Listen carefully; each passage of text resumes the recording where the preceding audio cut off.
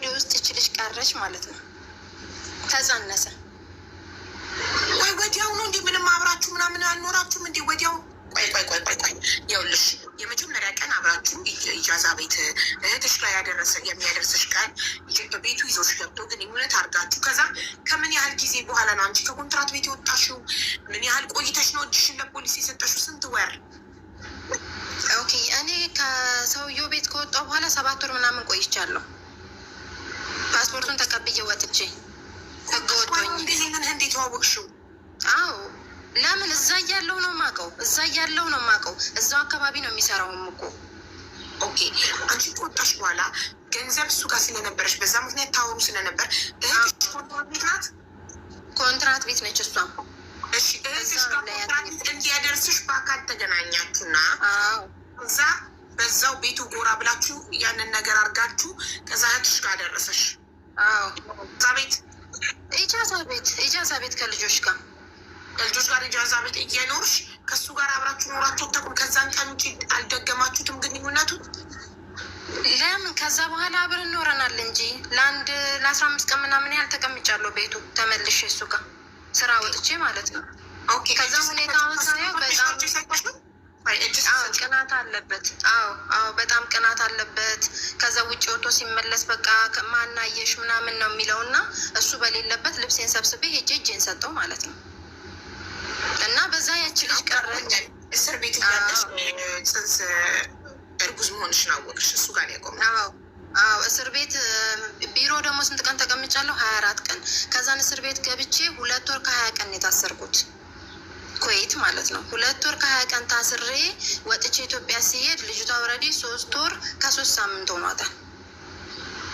እኔ ደግሞ ከዛ በፊት ታመሜ ስለነበር ከዛን እህቴ ነገርኳትኝና ቤተሰብ እስር ቤት ስንት ጊዜ ተቀመጥሽ? 2 ወር ከ20 ቀን ኩዌት የታሰርኩት። ከዛ ቢሮ ደግሞ 24 ቀን ቢሮ 24 ቀን የሁለቱን ጀመሬ።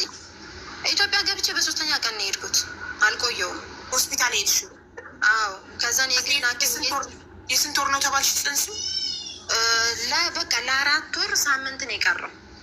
ስለዚህ 3 ወር ከ3 ሳምንት። ቆይ ከ3 ሳምንት 3 ወር ከ3 ወር። ከዛ በኋላ እህቴን ነገርኳትኝና ቤት ለማንም አላወራሁም። እህቴ ይዛኝ ሄደች። ስታይ እንደዛ ስባል እንዴት ላድርግ? በቃ እኔ ማስወጣት ነው የምፈልገው አልኳት ማለት ነው። ማለት ተመልሼ ምን ወደ ሌላ ሀገር መሄድ ስፈልግ ከፋዘር ጋር ደግሞ ብዙ አንስማማም እና በዛ አጋጣሚ በቃ ታዩ ብላ ውጭ አድርጋ መከረችኝ ማለት ነው። ልጅቷ ማለት እንዳታስወጪ ማለት ነው። ዶክተሯ ማለት 2 ዓመት ከምናምን ተቀምጫለሁ ወረዲ ኩዌት ላይ፣ ግን ምንም አይነት ገንዘብ የለኝም። በቃ እንደዚሁ ነው ያኔ ጊዜን አባክኜ የገባሁት። ገባሽ? ከዛ በቃ ግን ታዩ ማለት ገንዘብ አላፊ ጠፊ ነገር ነው ታዩ አለችኝ እና እሷም ተቆጣችኝ። ከዛን ተያይዘን ወደ ቤት ተመለስን ማለት ነው። እና ያው 9 ወር ሞልቶ ለፋዘር ሰው ተሰብስበው ምናምን ቤተሰብ ተነገረው። አባቴ በጣም ኃይለኛ ነው እና ኦልሬዲ ተወለደች ያች ልጅ። አሁን ተወልዳ 11 ዓመት ሆኗታል።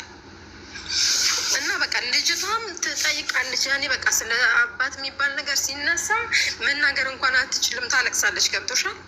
እናቴ ደግሞ ሁሌ የሆነ በቃ ልትመቻት ራሱ የሆነ ጥፋት አጥፍታ እንዲ ልትመቻ እጅሽን ካነሳሽ ሳነሳ እች ልጅ ማንም የላትም ቢያንስ በቃ የእናቷ ወገን እንጂ የአባቷን ወገን እኮ አንድ ሰው አታውቅም ነው የምትለው ሁልጊዜ ማለት ነው። ገብቶሻል? እና ይህ በቃ ሁሌ በአይምሮ ላይ ይመላለሳል። እና በዚህ አጋጣሚ እስካሁን ቪዲዮ ያልሰራሁበት ምክንያት በአማርኛ ከሆነ ያው ግዴታ የእኛ ሰው ብቻ ነው የሚያው አይደለም። ግን ፎቶውን እንትን ማለት ችል ነበር። ግን ትዕግስት የምትባል ልጅ አለች። እሷን ለምኛ አሰርቻት ነበር የሆነ ቪዲዮ ማለት ነው።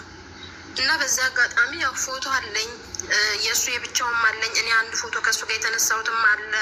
እንዶ ቢያንስ በእንግሊዝኛ እና በአረብኛ ወይ ብትሰሪልኝ ተስፋ አለኝ ብዬ አስባለሁኝ። ምንም ቢሆን ያኔ በቃ ወደፊት ከባድ ነው ማለት ጥፋት አጥፍቻለሁ፣ አላጠፋሁም አይደለም።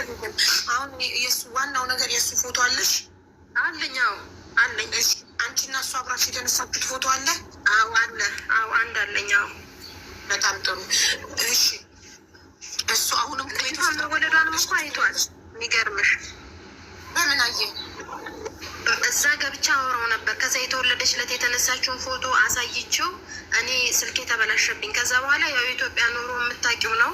ከዛም መግዛት አልቻልኩኝም። በበተን ስልክ ነው የምጠቀመው፣ በኤርገንዶ ማለት ነው፣ በጠቅጠቅ እና አድራሻው ጠፋ። በተደጋጋሚ ስልክ ቁጥሩን እያስገባው ስሞክር ላገኘው አልቻልኩኝም። ግን ፎቶን እንዴት አገኘሽው ካልሽኝ ፎቶ ለእህቴ ልኬላት ነበረ። እህቴም ኮይት ነበረች እና እሷ ስልክ ላይ ፎቶ ተቀምጦ ተገኘ። የሚገርምሽ የእሱ ፎቶ እህትሽ ጊዜ ሊስጣት እንደው በጣም 10 ዓመት ካለን አሁን ነው ወደ ሳውዲ መጥቼ እባክሽ እስቲ በቃ አሁን ኢንተርኔትም እንደ ልቤ ስለማገኝ ይህን አጋጣሚ ልጠቀመው፣ ቢያንስ ከዚህ ከሄድኩኝ ደግሞ ኔትም እንደ ልቤ አላገኝም፣ እስኪ ፎቶ አፈላልጊ ስላት ጊዜ ሊስጣት ስልኳ ላይ አግኝታ ላከችልኝ ማለት ነው። ሙሉ ስሙን ታውቂዋለሽ? ስሙን እና ያባቱን ስም አውቃለሁ። እሺ እሺ። ምንም ስለ ቤተሰቦቹ ምንም አውርቶሽ አያውቅም? ምንም አላውቅም። እሱም ብቻ ነው።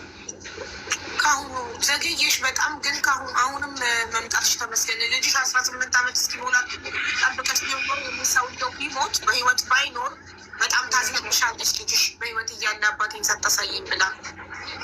አዎ አሁንም ቢሆን እኮ ያኔ እኔ አሁን ማለት ከዛ በኋላ ሌላ እንትን ብዬ ነበር፣ ሌላ ትዳር ውስጥ ግን ምን አለ መሰለሽ አቡ ያኔ የሰው ጫና አለ አይደለ? የዚህኛውን እንትን አጠብቂም ወይ ምናምን ብዙ ነገር ሰው ብዙ ነገር ይላል። ግን እኔ የዚችን የልጅ ጥያቄ እኔ ብቻ ነው መመለስ የምችለው።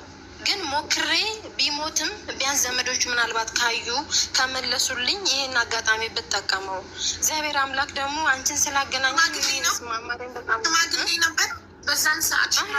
ሽማግሌ አይደለም፣ ሽማግሌ አይባልም። ፎቶን ታየዋለሽ። በህይወት ይኖራል ብለን ተስፋ እናደርጋለን። አገሩ ትዳር እንዳለው ምናምን አውርቶልሽ ያውቃል? አንድ ልጅ እንዳለው ነግሮኛል። አገሩ ትዳርና አንድ ልጅ ነበረው? ትዳር የለኝም፣ ግን በልጅነቴ ያኔ ወደ ስደት ሳይመጣ አንድ ልጅ መውለዱን አውቆ ነው። እነሱ ህንዶች በጊዜ ነው የሚያገቡት ማሪ፣ በጊዜ ነው አግብተው የሚወለዱ። ሲጀምር ህንዶች አግብተው ወልደው ነው የሚመጡት፣ ለልጆቻቸው ነው የሚመጡት።